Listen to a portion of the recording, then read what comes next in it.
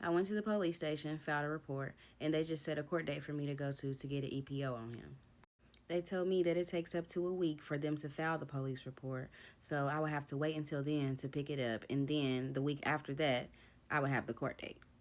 As I was leaving from there, I had texted the now ex-girlfriend and let her know that I had just went and filed a report on him. And she told me that she had checked her Instagram DMs and seen that she got a message from a random girl. She said that she was fucked up for talking to me and that we were trying to set him up, and if anything were to happen to him, then it's up, and she was just letting bitches know.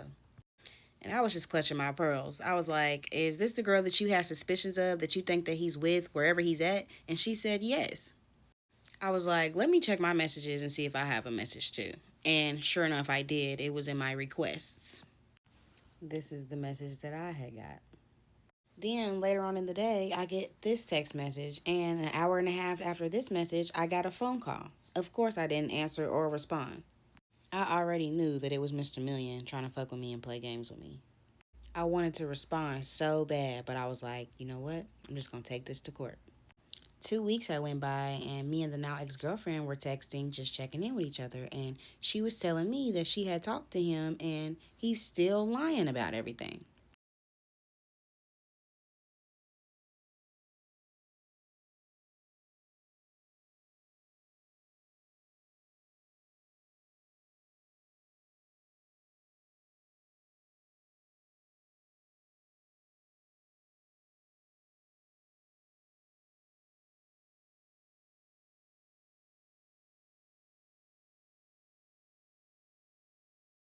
She said I just couldn't take the line anymore, and I stopped entertaining him, and I told him I'll just wish you the best.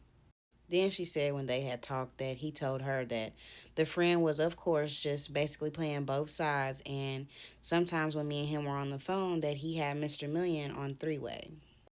The day that the now ex-girlfriend had played the recordings for me from their phone call, and my nice Nancy self had told the friend about it, when me and the friend were on the phone, he had Mr. Million on three-way. So that's what prompted Mr. Million to start making threats to his now ex-girlfriend, and that's what made her tell me to go on and come get the stuff that same day.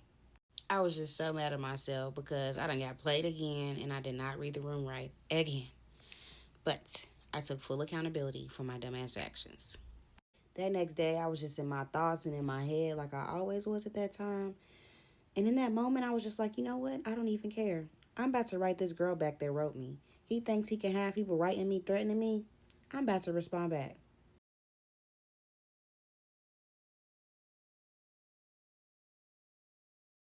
She asked if it was cool to call me. I said that it was. As we were talking on the phone, she's telling me that the only reason why she was even in Texas with him at the time was because he asked her to fly out there to him. He told her, pay for your flight, I'll give you the money when you get here. She got there, he never paid her back. She was like, I even seen the camera from Best Buy myself. We were taking videos, pictures, all of that. She says, he even told me what to type up and tell y'all in those messages when I wrote you and the now ex girlfriend on Instagram. I was not surprised at all because he is a bitch, and that's what bitch ass niggas do. He thought he could turn all of us females against each other. I told her, I said he literally had you out here trying to defend a lie that he is going to try to take to the grave.